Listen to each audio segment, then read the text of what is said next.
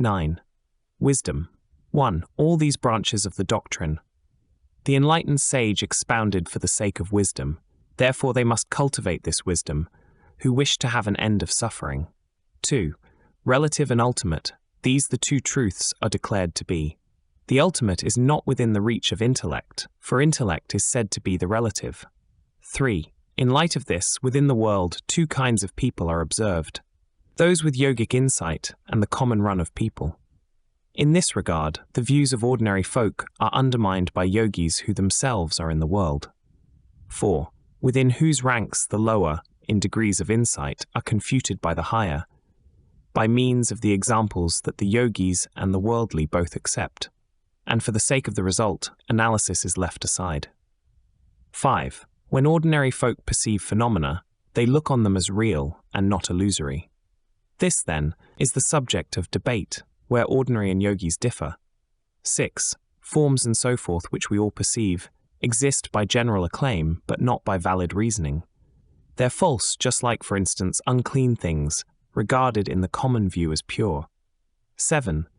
But that he might instruct the worldly, our protector spoke of things, but these in truth lack even momentariness. Now if you say it's wrong to claim the momentary as relative, 8. There is no fault, for momentariness is relative for yogis, but for worldly beings, ultimate. Were it otherwise, the common view could fault the yogic insight into corporal impurity. 9. Through a Buddha, who is but illusion, how does merit spring? As if the Buddha were existing truly. But, you ask, if beings are like illusions, how, when dying, can they take rebirth? 10. As long as the conditions are assembled, illusions likewise will persist and manifest. Why? Through simply being more protracted, should sentient beings be regarded as more real? 11. If one kills or harms the magical illusion of a man, there is no mind in such a thing, and therefore there's no sin. But beings do indeed have mirage-like minds. Sin and merit will, in consequence, arise. 12. There is no power in things like spells, so mirage-like minds do not occur through them. Illusions spring from various causes. Thus illusions are of different kinds. 13. A single cause for everything there never was. If ultimately beings are in nirvana, you will say, but relatively circle in samsara. 14. Even Buddhahood reverts to the samsaric state. So why, you ask, pursue the Bodhisattva path? As long as there's no cutting of the causal stream, there is no halting even of illusory displays. But when the causal stream is severed, even relative phenomena do not appear. If even that which is deceived does not exist, what is it, you will ask, that sees illusion? 6. But if for you these same illusions have no being, what indeed is there to be perceived? But objects have another mode of being, you will say. That very mode is but the mind itself. 17. But if the mirage is the mind itself, what is then perceived by what? The guardian of the world himself has said that mind cannot be seen by mind. In just the same way, he has said, the sword's edge cannot cut the sword. But, you say, it's like the flame that perfectly illuminates itself. 19. The flame, in fact, can never light itself. And why? Because the darkness never dims it. The blueness of a thing by nature blue, you say, depends, unlike a crystal, upon nothing else. 20. Likewise, some perceptions come from other things, while some do not. But something that's by nature blue has never of itself imposed a blueness on its non-blue self. 21. The phrase, the lamp illuminates itself. The mind can know and formulate, but what is there to know and say that mind is self-illuminating? The mind, indeed, is never seen by anything, and therefore whether it can know or cannot know itself is like the beauty of a barren woman's daughter, something that it's pointless to discuss. 23. But if, you ask, the mind is not self-knowing, how does it remember what it knew? We say that, like the poison of the water rat, it's through the link with things experienced that memory occurs. In certain cases, you will say, the mind can see the minds of others, how then not itself? But through the application of a magic balm, the eye may see the treasure, but the salve it does not see. 25. It's not indeed our purpose to disprove experiences of sight or sound or knowing. Our aim is here to undermine the cause of sorrow, the thought that such phenomena have true existence. Illusions are not other than the mind, you say, and yet you don't consider them the same. How could they not be different if the mind is real? And how can mind be real if you deny a difference? 27. Although it is unreal, a mirage can be seen, and that which sees is just the same. But samsara must be based on something real, you say, or else it is like empty space. But how could the unreal be causally effective, even if it rests on something real? This mind of yours is isolated and alone, in solitude and unaccompanied. 29. If the mind indeed is free of objects, all beings must be Buddhas, thus gone and enlightened. And so, what purpose can there be in saying thus that there is only mind? 30. Even if we know that all is like illusion, how, you ask, will this dispel afflictive passion? Magicians may indeed themselves desire the mirage women they themselves create. 31. The reason is they have not rid themselves of habits of desiring objects of perception. And when they gaze upon such things, their aptitude for emptiness is weak indeed. 32. By training in this aptitude for emptiness, the habit to perceive real things will be relinquished. By training in the thought, there isn't anything, this view itself will also be abandoned. 33. There is nothing. When this is asserted, no thing is there to be examined. How can a nothing, wholly unsupported, rest before the mind as something present? 34. When something and its non-existence both are absent from before the mind, no other option does the latter have. It comes to perfect rest, from concepts free. 35. As the wishing jewel and tree of miracles fulfill and satisfy all hopes and wishes, likewise, through their prayers for those who might be trained, the physical appearance of the conquerors occurs. 36. The healing shrine of the Garua, even when its builder was long dead, continued even ages thence, to remedy and soothe all plagues and venom. 37. Likewise, having gained the shrine of victory, in accordance with their deeds for sake of Buddhahood, though bodhisattvas pass beyond all grief, they yet can satisfy all ends. 38. But how, you ask, can offerings made to beings freed from all discursiveness give fruit? It's said that whether Buddhas live or pass beyond, the offerings made to them are equal in their merit. 39. Whether you assert them in the ultimate or relative, merit, so the scriptures say, arises, just as there will be results when Buddhas are considered truly real. 40. We're free, you say, through seeing the four truths. What use is it to us, this view of emptiness? But as the scriptures have themselves proclaimed, without this path there can be no enlightenment. 41. You say the Mahayana has no certainty, but how do you substantiate your own tradition? Because it is accepted by both parties, you will say, but at the outset you yourself lacked proof. 42. The reasons why you trust in your tradition may likewise be applied to Mahayana. Moreover, if a cord between two parties shows the truth, the Vedas and the rest are also true. 43. Mahayana is at fault, you say, because it is contested. But Buddhist texts are questioned by extremists, while Buddhists also vie among themselves, and so your own tradition you must now abandon.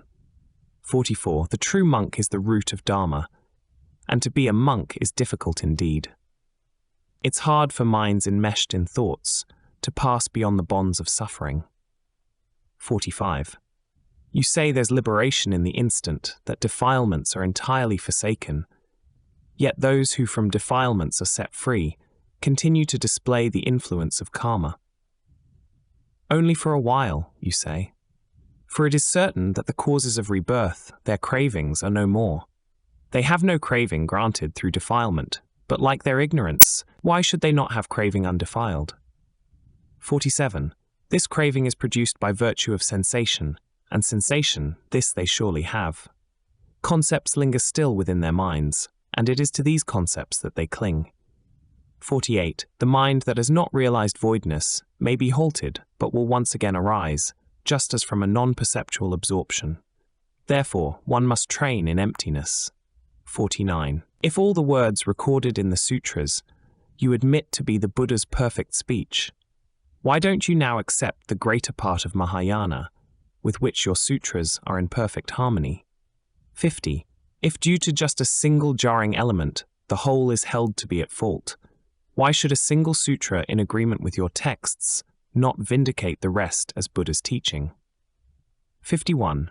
Mahakassapa himself and others could not sound the depths of such a teaching. Who will therefore say that they're to be rejected just because they are not grasped by you? 52.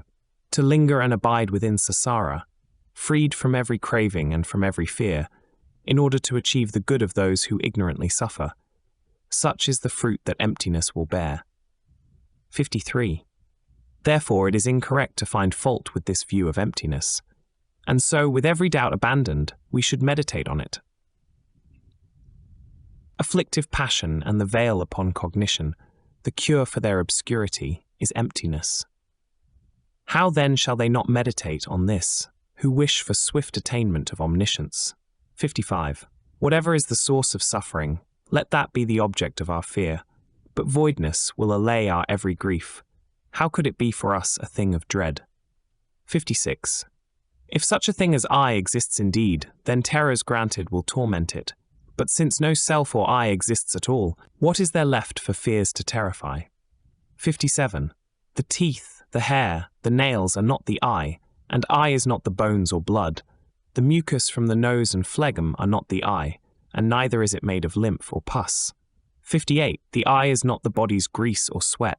The lungs and liver likewise do not constitute it. Neither are the inner organs eye, nor yet the body's excrement and waste. 59. The flesh and skin are not the eye, and neither are the body's warmth and breath. The cavities within the frame are not the eye, and eye is not accounted for in sixfold consciousness. 60. If the hearing consciousness is permanent, it follows that it's hearing all the time.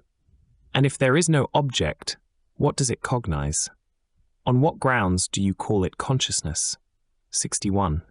If something that's unconscious knows, it follows that a stick has knowledge also. Therefore, in the absence of a thing to know, it's clear that consciousness will not arise. 62. If the self-same consciousness detects a form, at that time, why does it not hear? Perhaps you say the sound's no longer there. Then neither is there consciousness of sound. 63. How could that which has the nature of a sound perceiver ever be transformed into a form perceiver?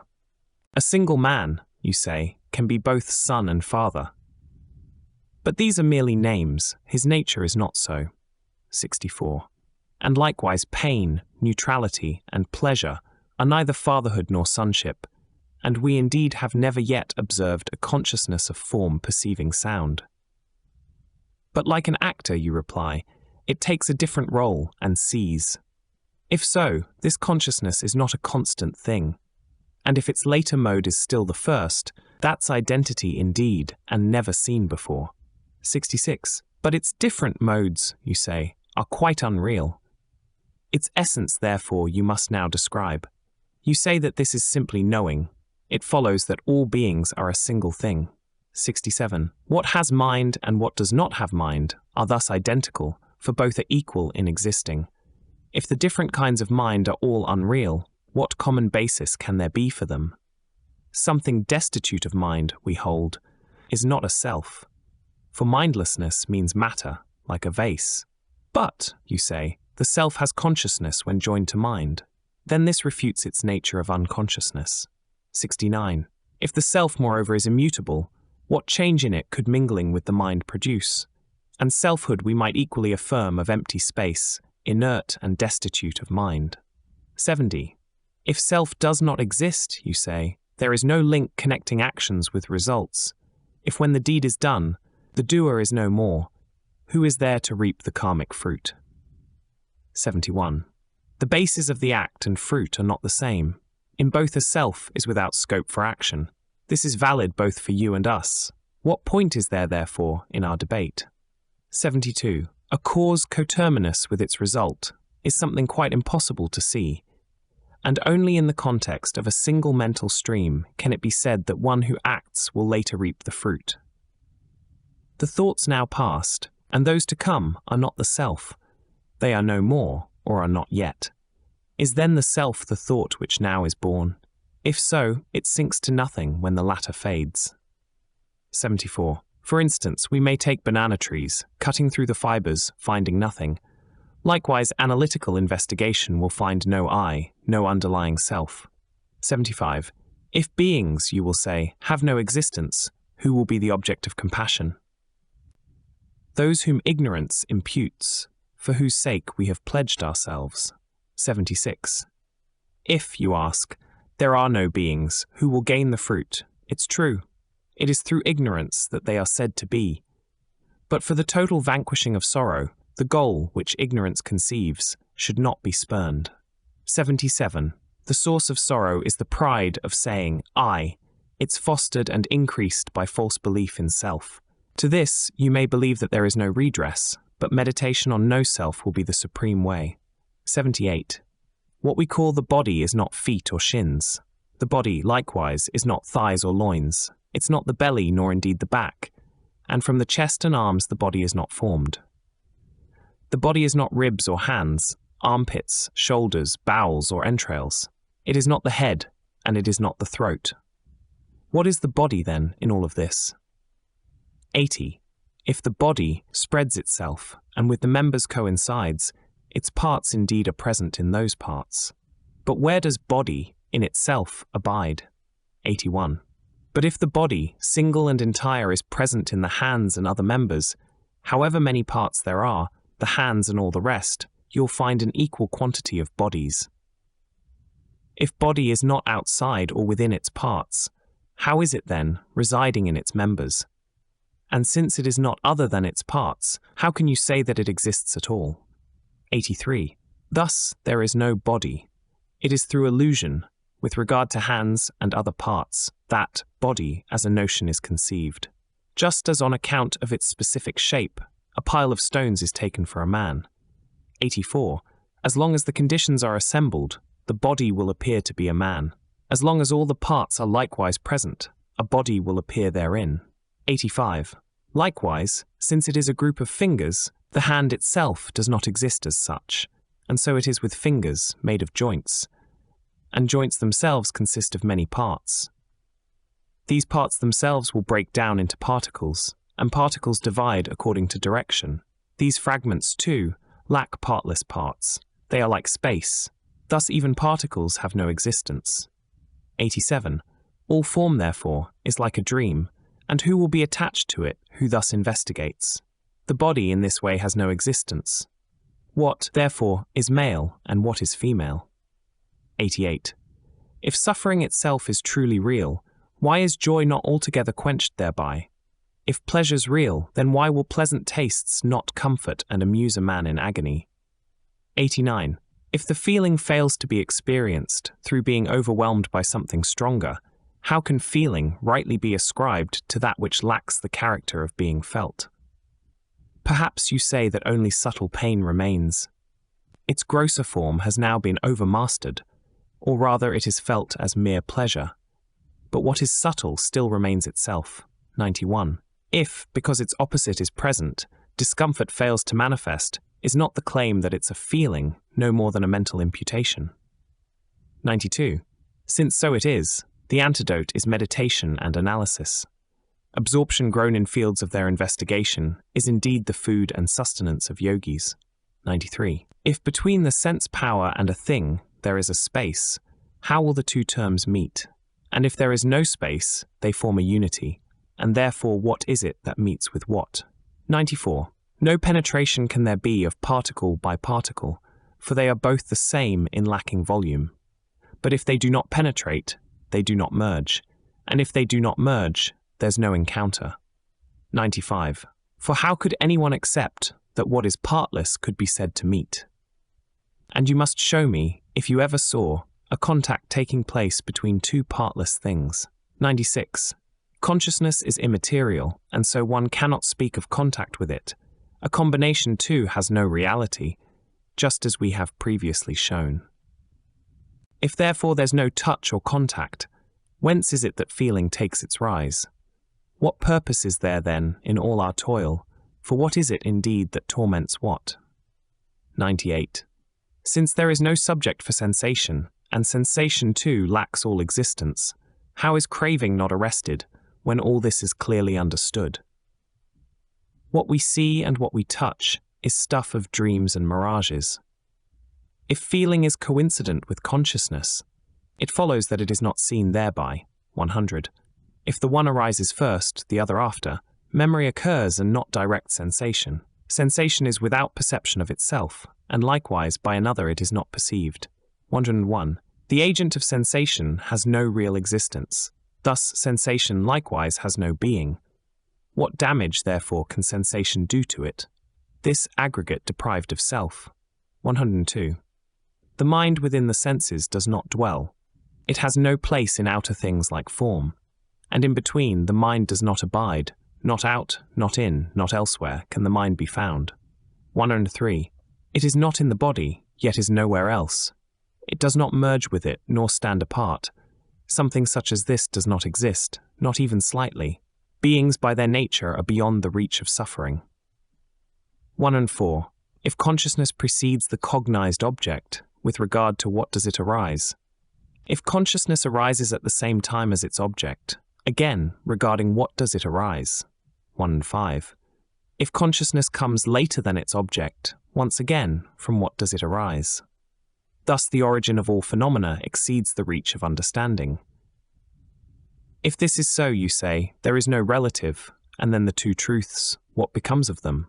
Moreover, if the relative derives from beings' minds, how can they pass beyond their sorrows? 107. But that is just the thought of others. It is not what I mean by the relative. If subsequently there are thoughts, the relative's still there. If not, the relative has ceased indeed. 108. The analyzing mind and what is analyzed are linked together, mutually dependent. It is on the basis of conventional consensus that all investigation is expressed. 109. But when, you say, the process of analysis is made, in turn, the object of our scrutiny, this investigation likewise may be analyzed, and thus we find an infinite regress. If phenomena are truly analyzed, no basis for analysis remains, and when the object is removed, the subject too subsides. That indeed is said to be nirvana. 111. Those who say that both are true are hard-pressed to maintain their case. If consciousness reveals the truth of things, on what grounds, in its turn, does consciousness exist? If knowledge objects show that consciousness exists, what is it that shows that they exist? If both subsist through mutual dependence, both will thereby lose their true existence. 113. If without a son a man cannot be father, whence, indeed, will such a son arise? There is no father in the absence of a son. Just so, the mind and object have no true existence. 114. The plant arises from the seed, you say, and through it is the seed deduced. It's just the same with consciousness arising from its object.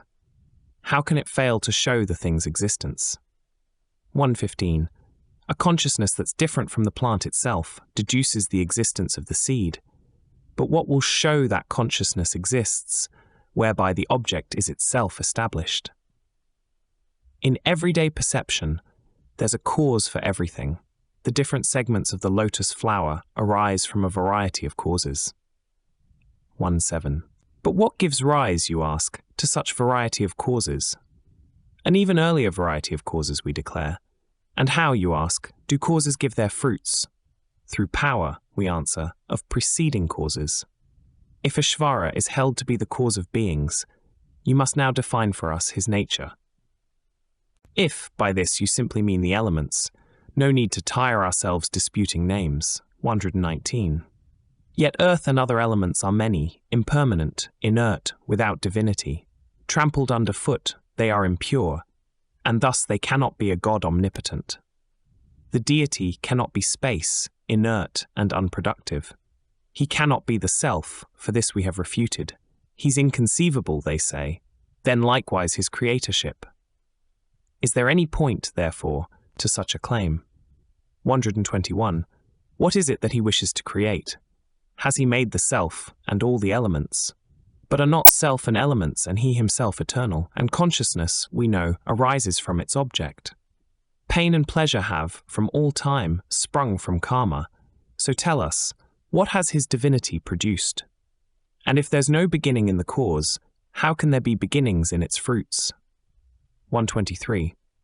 Why are creatures not created constantly? For Ishvara relies on nothing but himself. And if there's nothing that he has not made, what remains on which he might depend? 124. If Ishvara depends, the cause of all is but the meeting of conditions and not Ishvara. When these obtain, he cannot but create. When these are absent, he is powerless to make. 125. If Almighty God does not intend, but yet creates, another thing has forced him.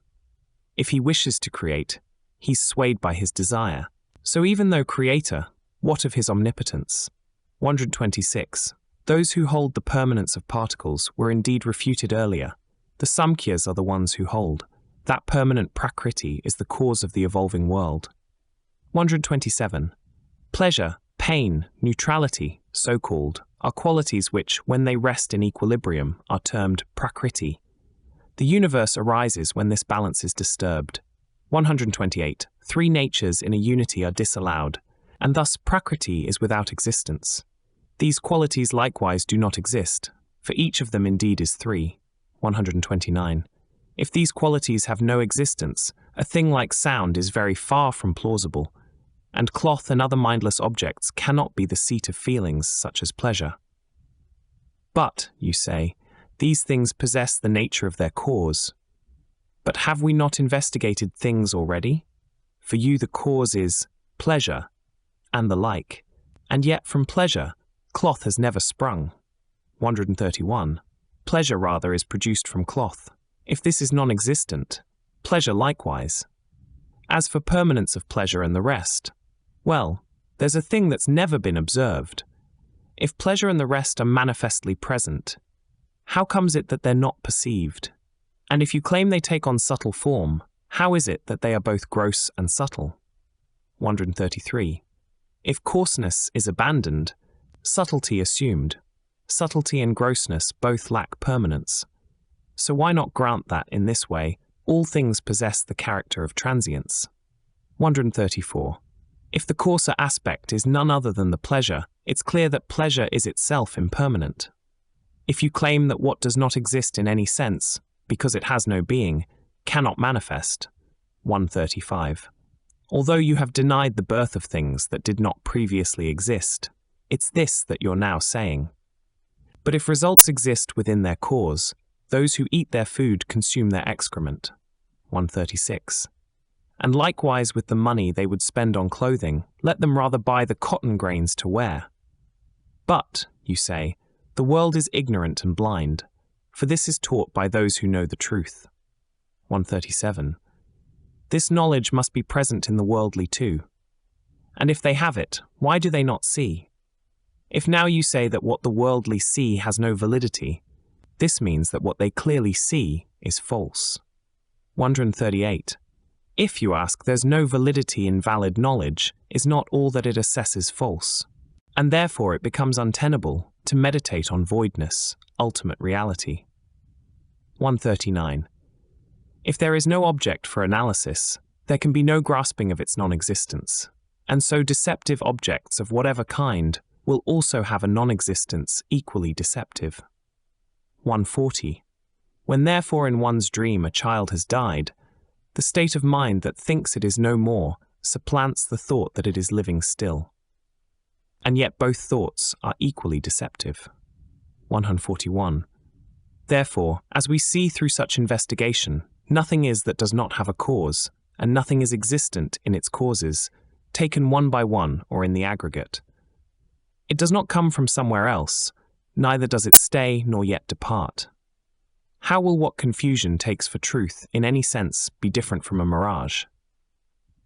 Things then, bodied forth by magic spells, and that which is displayed by dint of causes, whence have these arisen, we should ask, and where they go to, that we should examine.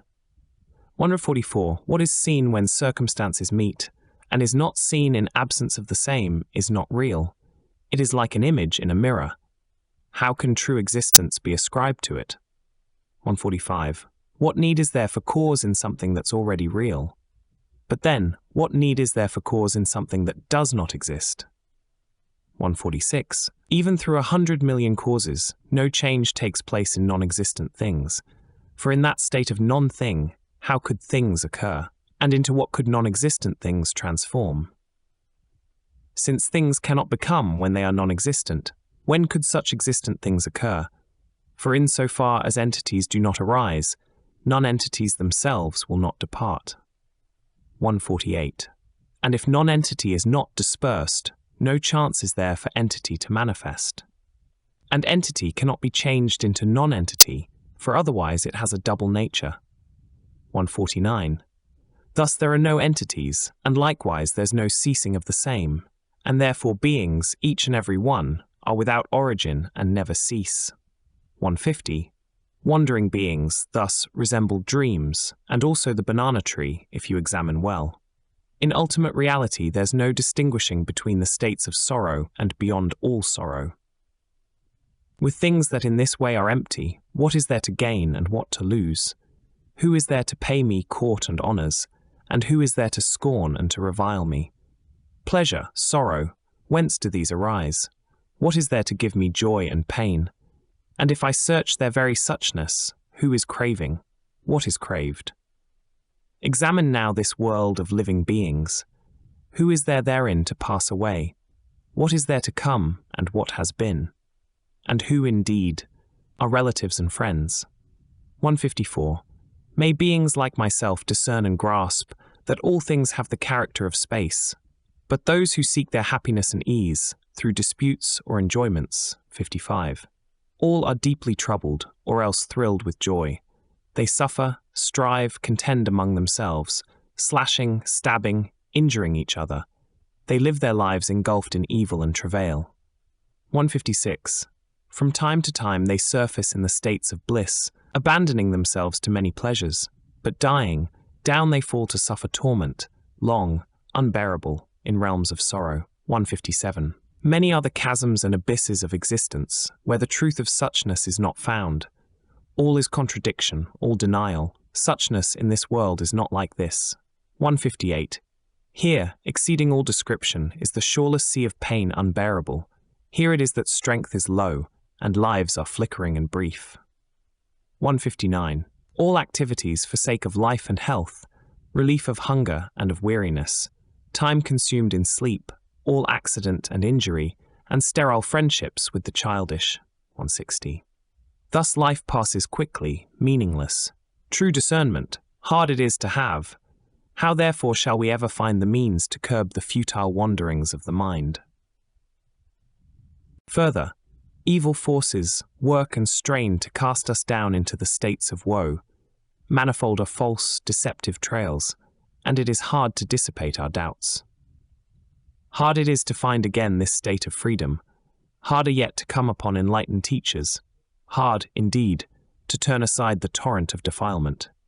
Alas, our sorrows fall in endless streams. Alas indeed that living beings, carried on the flood of bitter pain, however terrible their plight may be, do not perceive they suffer so. 164. They are like those who bathe themselves repeatedly, and then proceed to scorch themselves with fire. They suffer greatly in this way, yet there they stay, proclaiming loud their bliss. 165. Likewise, there are some who live and act as though old age and death will never come to them. But first they're slain, and then there comes the dreadful fall into the states of loss. 166. When shall I be able to allay and quench the dreadful heat of suffering's blazing fires, with plenteous rains of my own bliss that pour torrential from my clouds of merit? My wealth of merit gathered in, with reverence, but without conceptual target, when shall I reveal this truth of emptiness to those who go to ruin through belief in real existence?